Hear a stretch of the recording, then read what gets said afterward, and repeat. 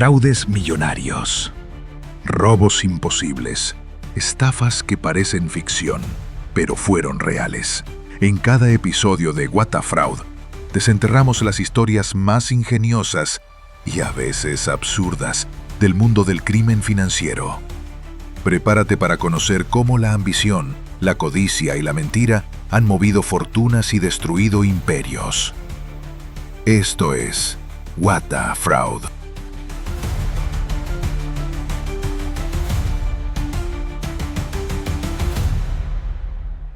Oye, ¿tú te acuerdas de aquel lío tremendo en Brasil, lo de la operación Lava Jato? Uf, ¿cómo olvidarlo? Que es que lo fuerte es cómo empezó, ¿no? Investigando un blanqueo de dinero, pues en un lavadero de coches normal y corriente en Brasilia, un lavajato. Sí, de ahí el nombre. Parece una anécdota, pero... Bueno, lo que parecía una cosilla muy local de unos cambistas y una gasolinera. acabó siendo otra cosa. Totalmente.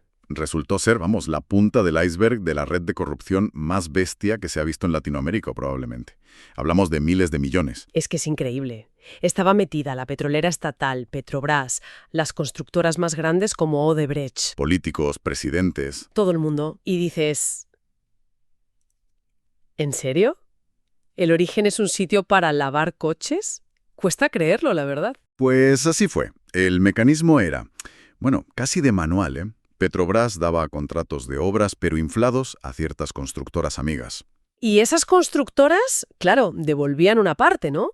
Un pequeño porcentaje. Eso es, como una comisión, entre un 1% y un 5% del contrato, más o menos. Vaya. Ese dinero volvía en forma de sobornos para ejecutivos de Petrobras, políticos, partidos, para financiar campañas o para el bolsillo, directamente. Tela. Y lo de Odebrecht ya es de traca, ¿no?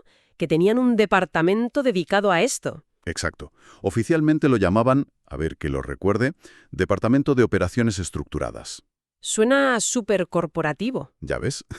Pero era básicamente la oficina de pagar sobornos. Y ojo, que tenían hasta su propio software encriptado y todo. Muy profesionales. Profesionales del crimen organizado, vamos. ¿Qué nivel? Se calcula que solo Odebrecht soltó más de 788 millones de dólares en sobornos. Sí, y en unos 12 países distintos, ¿eh? No solo en Brasil. Casi nada. El presupuesto para operaciones estructuradas. Menudo eufemismo. Claro. Pero bueno, como suele pasar, la burbuja acabó estallando. Fue en 2014 cuando empezaron las detenciones serias. Y ahí entró en juego la famosa delación premiada, ¿verdad? Justo. La figura clave. Básicamente si cantas lo que sabes y colaboras, te rebajamos la pena. El típico dilema del prisionero, pero a gran escala. El tonto el último, vamos. Y claro, la gente empezó a hablar. Y tanto que hablaron. Empezaron a caer todos como fichas de dominó. Primero empresarios, luego directivos de Petrobras, Ministros. políticos de alto nivel, hasta que las salpicaduras llegaron a la mismísima presidencia en varios países. En Brasil fue un escándalo mayúsculo. Lula da Silva condenado, aunque luego todo ese proceso se anuló por irregularidades del juez, ¿no? Eso es, por parcialidad del juez Moro. Pero el impacto político fue brutal.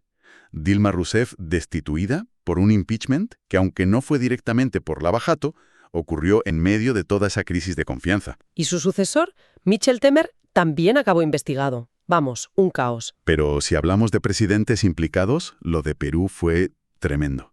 Hicieron casi colección. Sí, ¿cuántos fueron al final? Pues mira, Alejandro Toledo, Ollanta Humala, Pedro Pablo Kuczynski, todos investigados o procesados.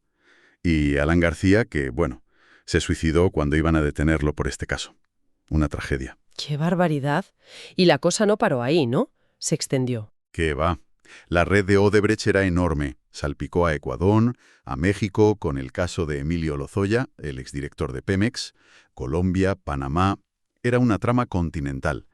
Recuerdo que al principio el juez Sergio Moro era como el superhéroe anticorrupción, ¿no? Metiendo en la cárcel a gente que parecía intocable. Sí, tuvo esa imagen, ¿eh? Muy potente al principio, el juez implacable. Pero luego la cosa se fue, complicando. ¿Por qué? Salieron unas filtraciones, lo que se llamó vasallato, que sugerían que coordinaba actuaciones con los fiscales por detrás, cosa que no debería hacer un juez imparcial. Ya. Y luego, claro, su salto a la política como ministro de Justicia con Bolsonaro, digamos que erosionó bastante esa imagen de imparcialidad inicial. El héroe empezó a tener sombras. Al final, después de tanto revuelo, tantos juicios, ¿qué quedó? Porque hubo condenas, se recuperó dinero. Sí. A ver, se recuperó bastante dinero, más de 4.300 millones de dólares devueltos. Y hubo sentencias importantes, eso es innegable. Sentó un precedente. Pero Pero el coste fue altísimo. Un daño económico enorme, especialmente en Brasil, con muchas empresas de construcción quebrando, miles de empleos perdidos. y la polarización social, ¿no? Brutal. Creó una división tremenda en la sociedad brasileña y en otros países que aún hoy se nota muchísimo. La gente salió a la calle indignada, pero también se usó políticamente de forma muy intensa. Odebrecht pagó la multa más grande de la historia por corrupción. ¿Eran 3.500 millones de dólares? Sí, una cifra récord, pero la pregunta es si eso realmente sirvió para limpiar el sistema a fondo. ¿O fue solo un parche muy caro? Pues ahí está la duda. Demostró hasta qué punto la corrupción estaba metida en las estructuras casi como parte del negocio. Pero muchos casos individuales se han ido diluyendo con el tiempo, han prescrito o siguen en apelaciones eternas. Se destapó la olla, sí, pero ¿se limpió la cocina? No está tan claro. O sea que de un lavadero de coches en Brasilia a un terremoto político y judicial que sacudió medio continente. Presidentes implicados, fortunas que iban y venían, y todo por un sistema de comisiones estructuradas. Es que la historia es de película. Totalmente. Te deja pensando cómo algo tan gigantesco pudo funcionar durante tanto tiempo, casi a la luz del día en algunos aspectos. Y la pregunta final, un poco con ironía, es, ¿con tanto lavado, quedó algo realmente limpio al final? Buena pregunta. O quizá peor. ¿Cuántos otros departamentos de operaciones estructuradas, con ese u otro nombre, seguirán funcionando ahora mismo por ahí, sin que nos enteremos?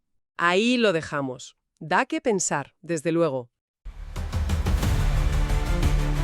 Y así termina otro episodio de What the Fraud, donde el crimen nunca fue tan ingenioso, ni tan absurdo. Si te gustó esta historia, compártela y síguenos en tu app de podcast favorita.